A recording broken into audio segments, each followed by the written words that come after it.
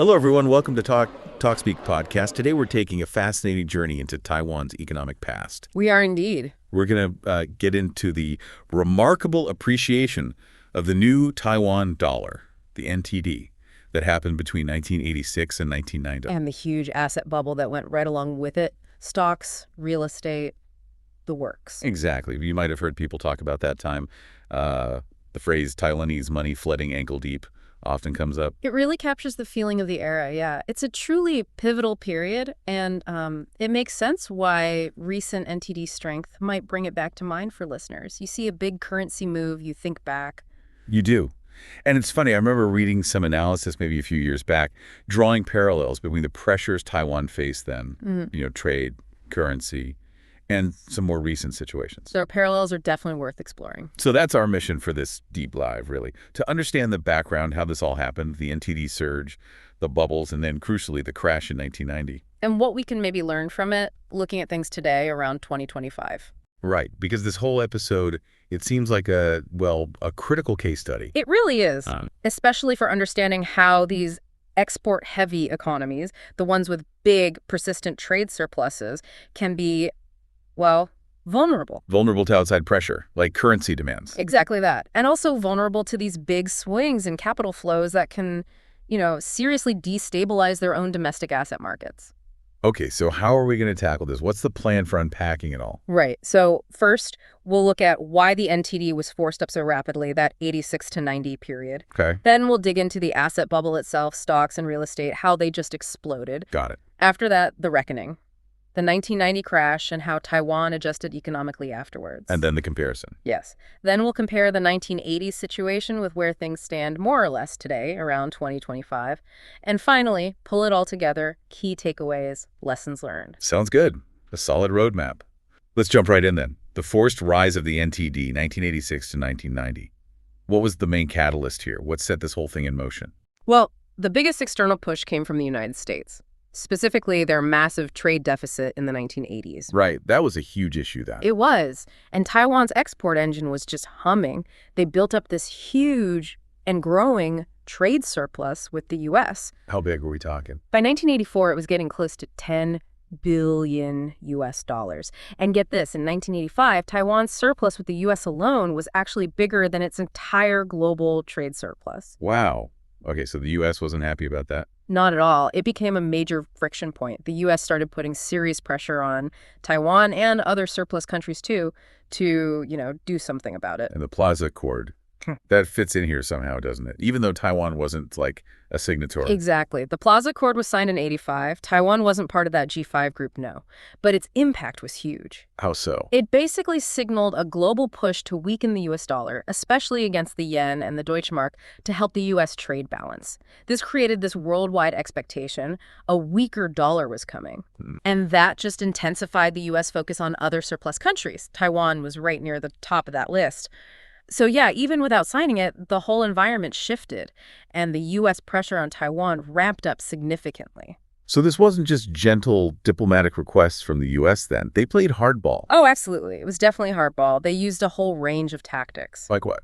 Well, direct trade restrictions for one. They slapped import quotas on Taiwanese textiles in 86, put limits on some electronics in 87. Okay. Then they used their own trade laws. Taiwan got labeled a trade surplus priority country in 88.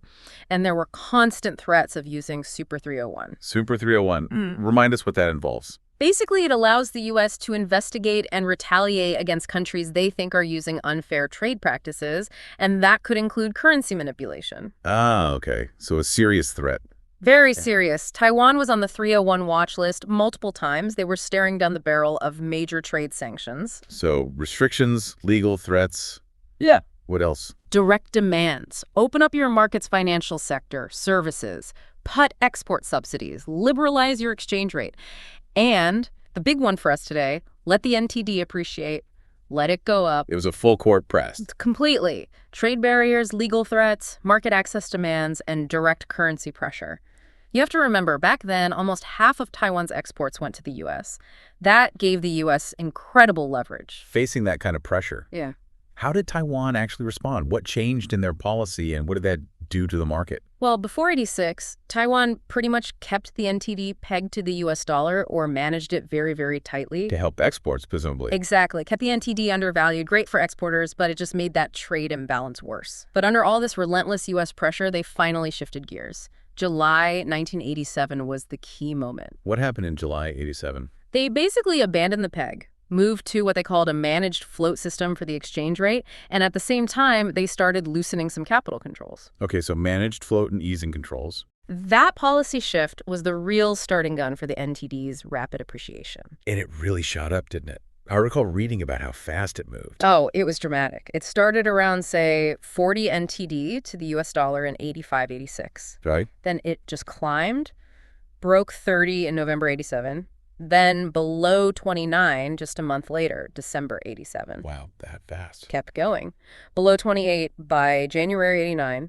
Then in April 89, it crashed through both 27 and 26. Incredible speed. And it didn't stop there. Eventually went below 25 in 1992, peaked around 24.62. So you're talking over 50% appreciation against the dollar in just a few years. Over 50%. That's enormous. Yeah. What was the central bank doing while all this was happening? Were they just letting it run? Well, their role changed completely. Before 87, they were actively buying US dollars, trying to hold the NTD down, protect exporters. Right. After the shift to the managed float, they still tried to, let's say, smooth the ride. They aimed for a gradual appreciation. But it got really tough and expensive. Why? Because the market expected the NTD to keep going up, persistent trade surplus, ongoing U.S. pressure, everyone saw the writing on the wall. So every time the central bank stepped in to buy dollars to slow the NTD's rise, they were basically buying an asset everyone expected to fall further. They racked up huge losses on those interventions. So they were fighting a losing battle, essentially. To a large extent, yes. And it's key to remember, this move to a managed float wasn't really Taiwan's first choice. It was forced on them by that intense external pressure. Right. And this policy change, plus the gradual easing of capital controls, it just fundamentally changed the market dynamics. All that pent-up appreciation pressure was released, and it started attracting a lot of speculative money. Ah, the famous hot money. So that poured in and made things even wilder. Absolutely. The expectation that the NTD would just keep rising acted like a huge magnet. No. International speculators saw a chance for quick profits on the exchange rate. So they'd buy NTD, wait for it to rise, sell, convert back to dollars. That's the basic idea.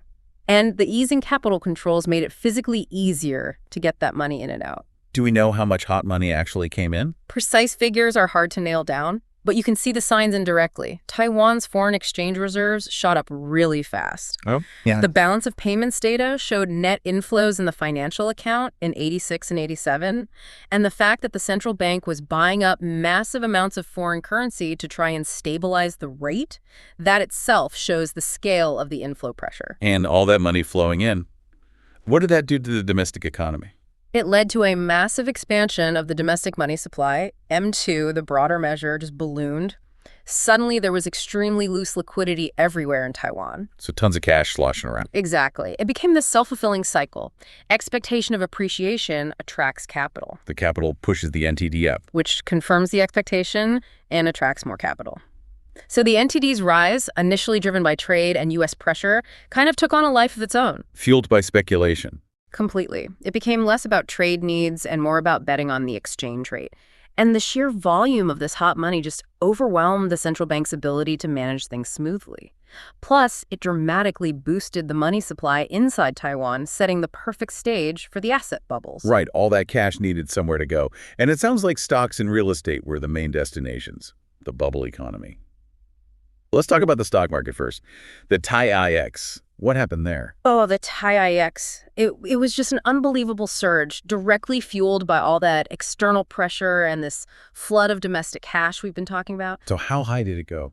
The main index, the TAIEX, started below 1,000 points in the mid-80s. By February 1990, it peaked at 12,682. 12,000. From under 1,000. Yep. The speed was just staggering. Some reports say it went up 26 times from 1983 to the peak. Even just looking at 1988, it was around 2,300. So that last couple of years was incredibly intense. Where was all this money coming from? Just the trade surpluses and hot money. Primarily, yes. The stock market became the place to park all this excess liquidity. Financial liberalization helped too. How so? Well, the number of brokerage licenses just exploded. Went from like 28 in 86 to over 370 by the end of 1990, made it easier for people to get involved. And certain types of stocks did particularly well. Very much so. Financial stocks, asset-related stocks, they led the charge. Cathay Life Insurance hit something like NTD 1975 per share, a record.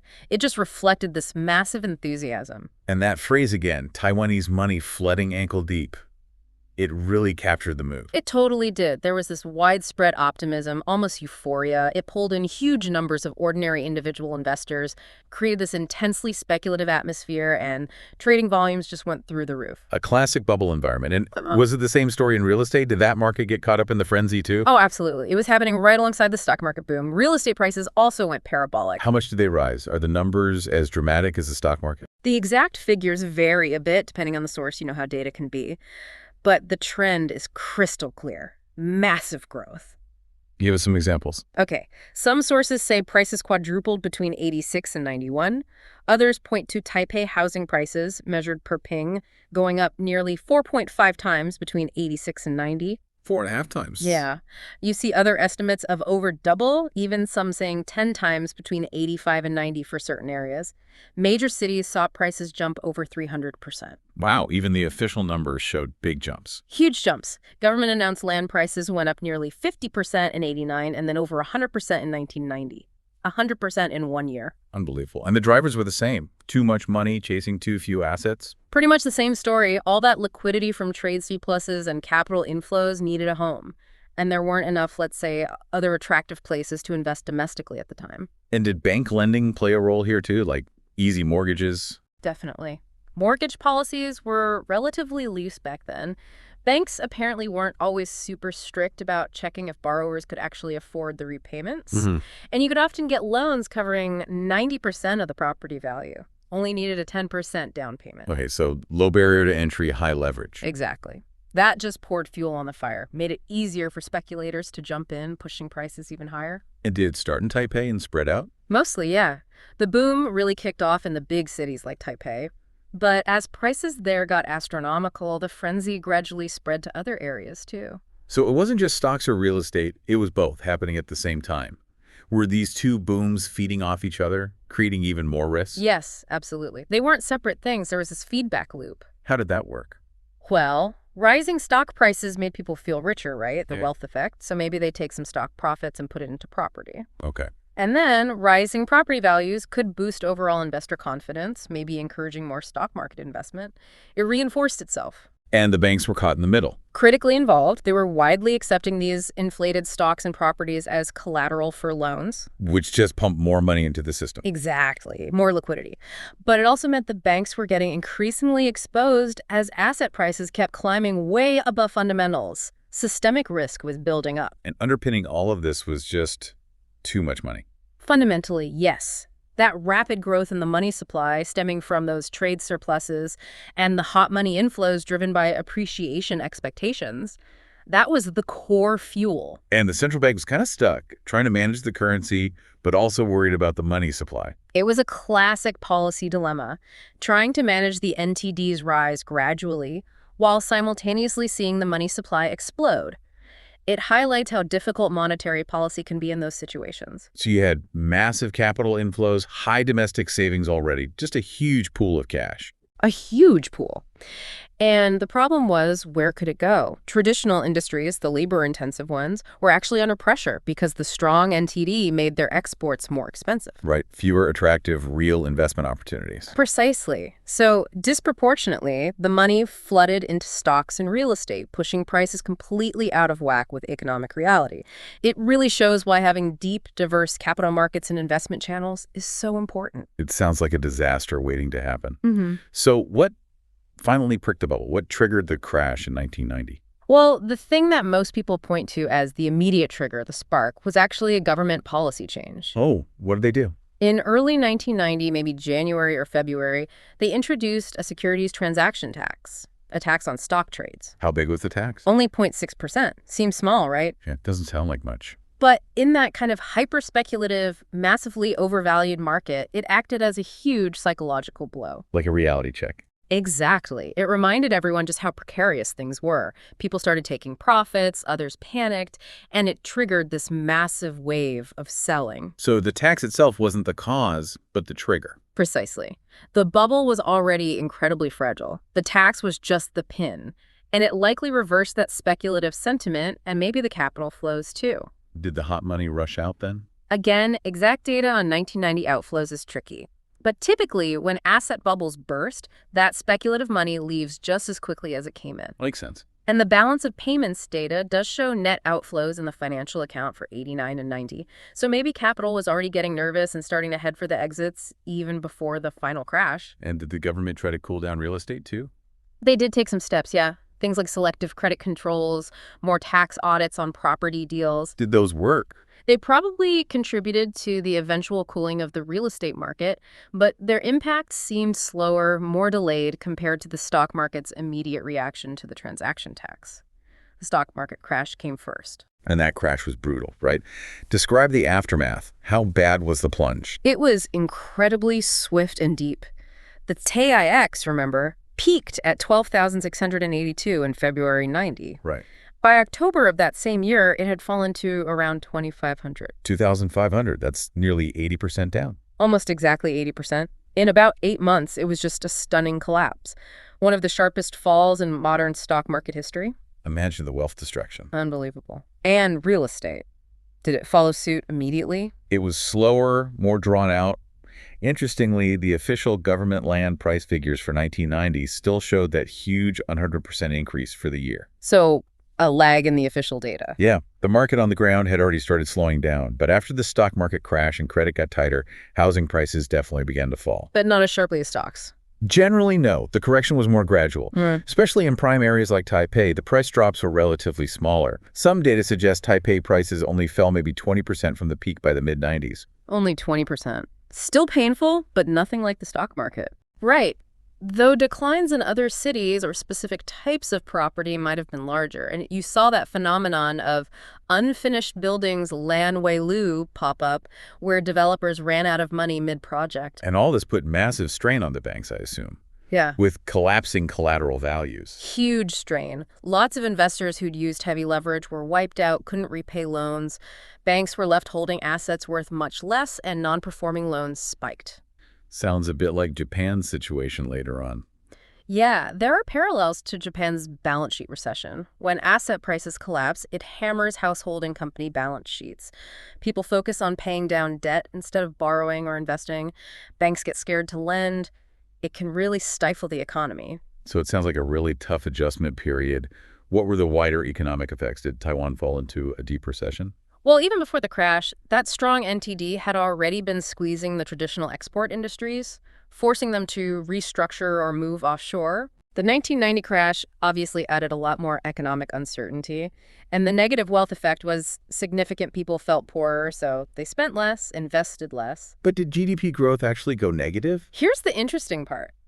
No, it didn't immediately turn negative, which is quite remarkable given the scale of the asset market collapse. What was the growth? GDP still grew 5.5% in 1990, and it bounced back to over 8% in 1991. That is surprising. Yes. Especially compared to Japan's lost decade after their bubble burst. Exactly. It's a sharp contrast. Why was Taiwan more resilient? It's debated. Maybe the structure of the banking system then. For instance, they allowed new private banks after 91, which might have injected credit. Right. Maybe export momentum continued despite the shifts, or maybe other underlying structural factors just provided more of a cushion than in Japan. But still, the crash marked a major turning point, the end of the money-flooding ankle-deep era. Absolutely. Massive wealth was destroyed. It had a deep impact on attitudes, on the economic structure.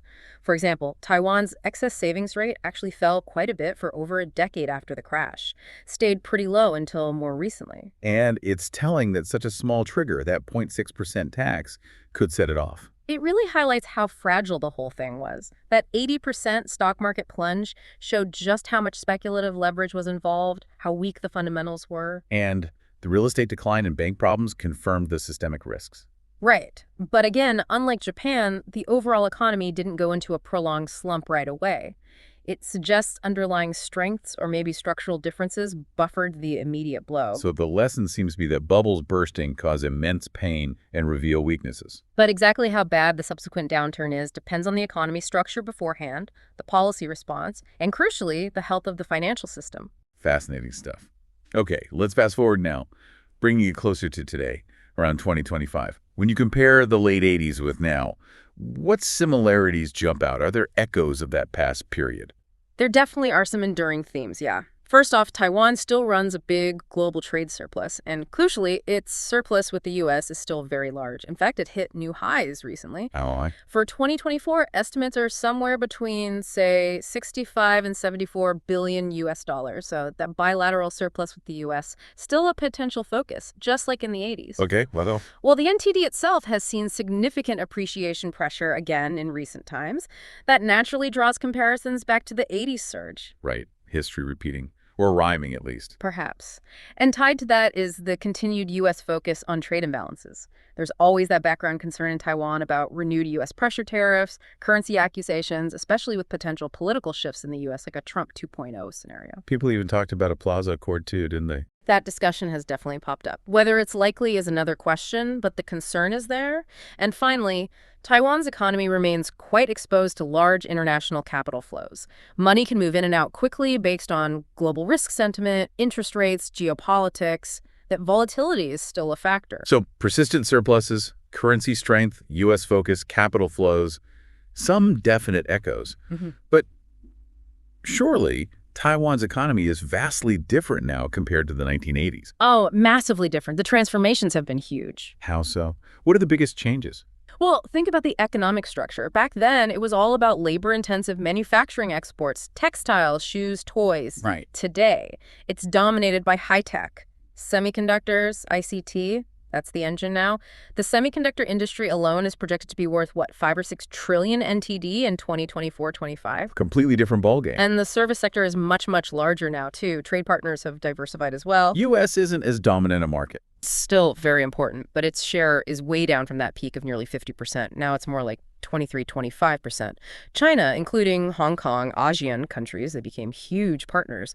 Though, interestingly, the share going to the U.S. in ASEAN has been ticking up again recently, so it's dynamic. What about financial defenses? Is Taiwan better equipped now? Much better. Look at foreign exchange reserves. They are enormous now compared to the 80s, something like 578 billion US dollars as of early 2025. That's a massive cushion against external shocks. And the policymakers? More experience. You'd have to assume so. The central bank has decades of experience operating the managed float now, more tools perhaps. The financial regulation is more mature. There's generally more awareness of asset bubble risks. The whole global context is different too, right? U.S.-China relations, supply chains. Absolutely. More global integration in some ways, but also way more complex geopolitics, supply chain restructuring pressures. It's a different world. And what about asset markets now? Stocks and real estate. Well, the TAIEX is near record highs again. And real estate prices have also climbed significantly in recent years, so there are definitely concerns about valuation levels again. But maybe not the same kind of crazy euphoria as 1990. Perhaps not quite the same frenzy, but the high levels are notable. Inflation is relatively moderate in Taiwan now, though still a global worry. Okay, so a very different landscape overall, despite some echoes. How do we assess the risks today? Could Taiwan face a repeat of the 80s pressure, maybe a Plaza Accord 2 scenario? Views differ on that. Some people look at that big U.S. trade surplus and worry about potential U.S. unilateralism or pressure, thinking, here we go again. Right. Others argue it's different now. They point to Taiwan's critical role in global tech supply chains, especially semiconductors. Does the U.S. really want to destabilize that? Good point, the Silicon Shield idea. Exactly. Plus, Taiwan has those huge reserves, a more flexible exchange rate, and maybe U.S. geopolitical priorities now outweigh simple trade balance issues. So, less likely maybe. But what if the NTD did face strong, sustained appreciation pressure again? What would the impacts look like today? Well, on exports, even with Taiwan's tech lead, a stronger NTD would still squeeze profits for exporters when they convert foreign earnings back. Those exchange rate losses still bite. Even for the big semiconductor firms. It could still affect their NTD-denominated results, yeah. Inflation impact is trickier now, too. How so? Pass-through from exchange rates to domestic prices is more complex in today's globalized world. Depends on import mix, company pricing strategies, inflation expectations.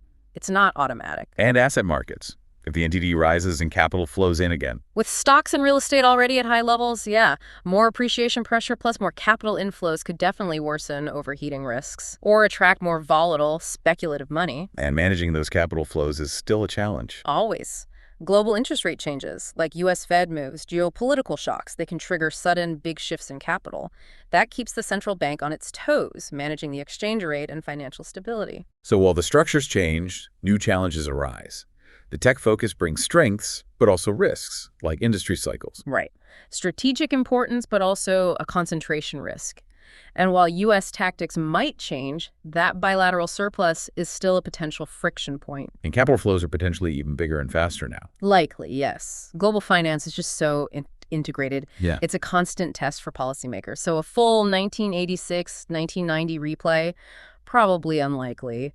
But the underlying risks from appreciation, external pressure, capital volatility, they're still there, just maybe in a different guise. This has been incredibly insightful, tracing that history and connecting it to today. So as we wrap up this deep dive, what are the absolute key lessons from that 1986-1990 experience? And what strategic thoughts should Taiwan keep in mind going forward? Okay, key lessons first. Number one. Rapid forced currency appreciation can seriously disrupt your export industries. We saw that clearly. Number two, big inflows of speculative capital are inherently unstable and can easily inflate dangerous asset bubbles. Three, when you have tons of cash but limited places for it to go in the real economy, it's likely to flood asset markets instead. That's risky. Okay. Four, central banks face really tough trade-offs trying to manage multiple goals at once: exchange rate, money supply, stability. The policy dilemma. Exactly. And finally, lesson five, asset bubble bursts have long, painful consequences for the economy, for wealth distribution, for society. So those are powerful warnings from history. How relevant are they now, given how much Taiwan has changed? While the specifics are different, the economy structure, financial buffers, policy tools are stronger. Now the core challenge remains. Which is? Managing the consequences of success, essentially. Being a successful, open, export-driven economy means dealing with surpluses, attracting capital, and the pressures that come with that. So the U.S. trade surplus is still a potential friction point. Capital flows are bigger and faster. The core challenges persist. They do. So if Taiwan faces renewed appreciation pressure, strategically, they need to think about. What specifically? Well, the impact on export profits, even in tech. The complex effects on inflation today, the risk of fueling already high asset markets or attracting more hot money, and just the ongoing challenge of managing those volatile capital flows driven by global events. So what kind of strategic directions does that suggest, based on the history and the current situation? Well, for exchange rate management, flexibility seems key. Aiming for dynamic stability, letting the market work, but smoothing excessive bumps while carefully avoiding manipulator labels. Transparency helps there too, presumably. Definitely. And maybe using macroprudential tools like for real estate credit as a supplement. Continuing to diversify the economy is also crucial. Reduce reliance on just semiconductors. Yeah, foster other emerging industries to build resilience, spread the risk, and keep refining the toolkit for managing those potentially disruptive capital flows, learning from others while staying relatively open. What about trade and diplomacy? Proactive engagement is vital. Talking to the U.S., other partners, resolving friction, and leveraging Taiwan's critical role in supply chains strategically in those talks. And finally, guiding investment. All that domestic saving and potential inflows. Right. Finding ways to channel more of that money into long-term productive investments within Taiwan infrastructure, green energy, R&D, human capital, rather than letting it just chase asset prices. Makes sense. So ultimately, the late 80s context was unique, but the lessons are timeless warnings. Managing exchange rates, capital flows, asset markets. That's the perpetual challenge for an economy like Taiwan's. It requires constant vigilance, forward planning, structural adjustment, and smart external relations to stay stable and prosperous. Thank you for joining us. See you next time.